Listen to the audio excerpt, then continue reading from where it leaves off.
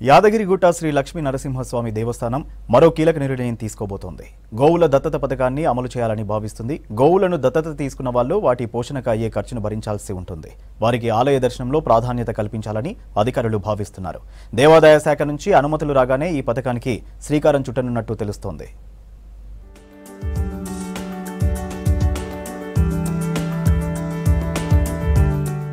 యాదగిరిగుట్ట లక్ష్మీ నరసింహస్వామి ఆలయంలో గోవుల దత్తత పథకాన్ని అమలు చేయడానికి దేవాదాయ శాఖ సన్నద్ధమవుతోంది. గోవుల సంరక్షణతో పాటు దేశవాళీ జాతులకు ప్రాధాన్యం పెంచే దిశగా అడుగులు వేస్తుంది. రీసెంట్ గా సీఎం రేవంత్ రెడ్డి యాదగిరిగుట్టలో పర్యటించిన సమయంలో గో సంరక్షణకు ప్రత్యేక పాలసీ తీసుకురావాలని సూచించడంతో ఆలయ అధికారులు ఆ దిశగా ప్రణాళికలు సిద్ధం చేస్తున్నారు.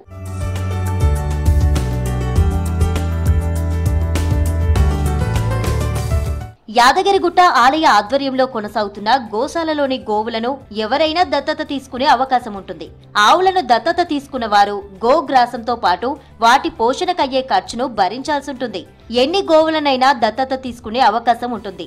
గో దత్తత తీసుకున్న వారికి ఆలయ దర్శనంలో ప్రాధాన్యత కల్పించాలనే ఆలోచనలో ఆలయ అధికారులున్నట్టు తెలుస్తోంది. అంతేకాదు గోవులను గోశాలలో పూజించడానికి అవకాశం కల్పించే ఏర్పాట్లు చేయనున్నారు. ప్రభుత్వం నుంచి ఆమోదం రాగానే అమలు చేయాలని ఆలయ అధికారులు చూస్తున్నారు.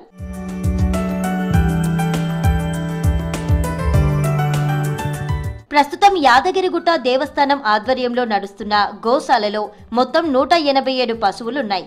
అందులో ఆవులు 34, కోడలు 63, లేగదూడలు 90 ఉన్నాయి. గోశాలలో ఆవులిచ్చే పాలనే ఆలయంలో స్వామివారికి అభిషేకాలకు, పూజలకు ఉపయోగిస్తున్నారు. గోవుల దత్తత పథకంతో పాటు గోశాలలో గోవుల సంఖ్య పెంచాలని భావిస్తున్నారు ఆలయ అధికారులు. శ్రేష్టమైన దేశీయ ఆవులు గోశాలకు తీసుకురావాలని భావిస్తున్నారు. ఇప్పటికే గో దత్తతకు సంబంధించిన ఫైల్ను ప్రభుత్వానికి పంపినట్లు ఆలయ ఈవో భాస్కర్ రావు తెలిపారు. గోవుల్ని కూడా ఇంకా మనం తీసుకోవడానికి సిద్ధంగా ఉన్నాం. ఎందుకంటే మన దగ్గర చాలా పెద్ద గోశాల ఉంది. 24 ఎకరాల్లో మన గోశాల ఉంది. మనం స్వయం గడ్డి కూడా మనమే పెంచుకుంటాం, స్వయం సమృద్ధి అయినాం. కాబట్టి మన లక్ష్యం కూడా ఇప్పుడు ఆవులు రోడ్ల మట్టి తిరిగి పాపం ఇబ్బంది, ప్లాస్టిక్ అవన్నీ తిని ఇబ్బంది పడుతున్నాయి. గోశాలలో భద్రంగా ఉంచాలి అనేది, గోశాలలో భద్రంగా ఉంచాలి, ప్రజలకి ఆధ్యాత్మికతంగా కూడా ఇంకా ఈ గో సంరక్షణ పట్ల శ్రద్ధ కల్పించాలనేది ఉద్దేశంగా ఉంది. యాదగిరిగుట్ట దేవస్థానం ఆధ్వర్యంలో 24 ఎకరాల్లో గోశాల ఉంది. 1952 నుంచే ఆలయానికి సంబంధించిన గోశాల కొనసాగుతుంది.